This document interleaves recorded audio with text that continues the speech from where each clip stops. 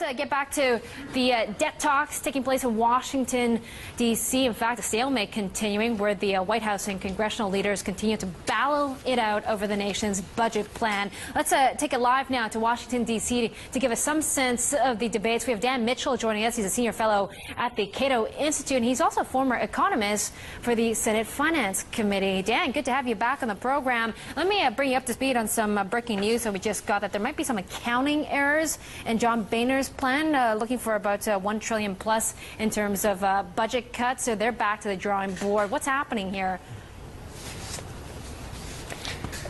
Both Boehner and Senator Harry Reid have put forth plans because the president has basically bowed out of the debate and nobody knows what his plan is.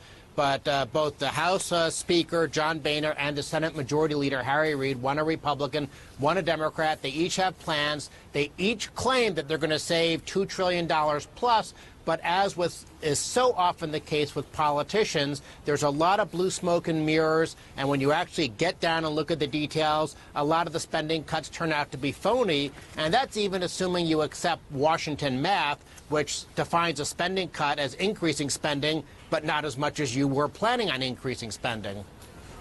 Well, you know, Dan, it looks like Americans and the American public is really fed up with the politics in D.C. I mean, latest polls show that, quote, they are disgusted by the politicking taking place in Washington, D.C. They're not in touch with reality. Some of the words being said by Americans, average Americans out there who don't understand the stalemate in D.C. Politicians always fight and squabble, but even more so with the debt limit fight, because you have a very left-wing, very big government president, and the Democrats still controlling the Senate.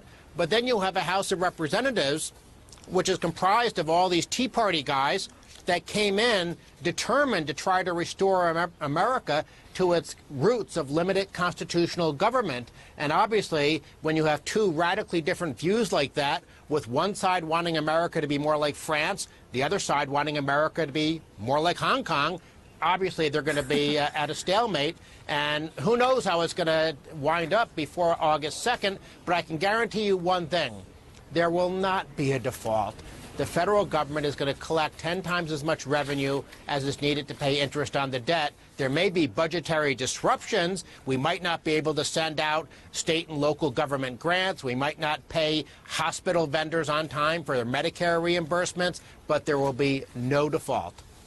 Okay, Dan, well, you're basically a veteran of politics in Washington, D.C. We have a July CNN poll finding that 51% of Americans would blame Republicans if the debt ceiling is not raised. From what you're seeing in terms of the politicking on both sides, who do you think is right and who do you think is basically holding up the stalemate? I think both sides are equally responsible for the stalemate. Not that that's a bad thing. Our political system in America is not a parliamentary system. It's based on separation of powers. Our founding fathers in America wanted different sides fighting with each other because they thought that was the best way of protecting the economic and political freedoms of the people. And sometimes, as with this debt limit fight, it means that we go up until the very last minute before some sort of deal is struck. And then the moment that deal is struck, they'll go back to fighting with each other. But that's what our system is designed to do. And what about this brinksmanship, Dan? You know, we have an August 2nd deadline, which seemed like a hard deadline. Now it's a soft one because maybe they can maneuver and find some way to get more revenue in that debt plan. But, you know, at the end of the day, we're going to get this deal done. Does it matter to you when and what it looks like? It matters to me an awful lot what it looks like because I don't want America to become like France. And right now, because of all our entitlement programs and because of demographic changes, we are destined to become, I don't know, whether it's like France or like Greece or like Portugal, we will become a bankrupt welfare state. And even if we somehow don't bankrupt ourselves, we'll still have a very stagnant, slow-growth economy, which is what you see in Europe. And that's why I said before, this is a clash of visions. Should America be a European welfare state, Or should we move more in the direction of free markets and limited government like you find in Hong Kong? Hong Kong should be America's role model. We need to rein in the cost and burden of government, get rid of our corrupt special interest tax code, clear up some of the red tape. These are the reasons why our economy is growing too slowly. It's a reason why we still have very serious problems in our banking system and our housing sector. Government needs to get out of the way. Oh, well, I can tell you, Dan, Hong Kong has a few issues of its own. Some are complaining, but the Social Security net and, tax benefits also being called into question. But at the end of the day, in 2012, we have a presidential election. Do you think there will be any side effects coming from the stalemate? Well, first, I will gladly say whatever problems you have in Hong Kong, I'll trade them for the problems we have in America. But in terms of the 2012 election, we don't really know yet because we have no idea who the Republican nominee is. There's no question, though, that this debt limit fight is risky for both sides. It could blow up on Republicans, and they could wind up looking like they're somehow mean or intransigent, or it could blow up on Obama. And it's very interesting. We're seeing conflicting poll data.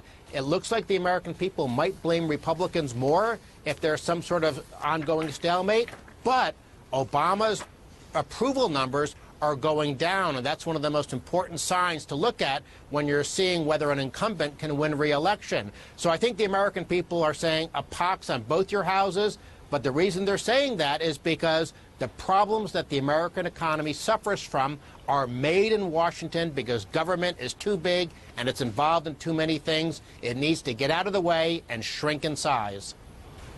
Dan, it's always a pleasure to hear your insights. Thank you for that. Dan Mitchell of the Cato Institute. He's a senior fellow and also a former economist at the Senate Finance Committee.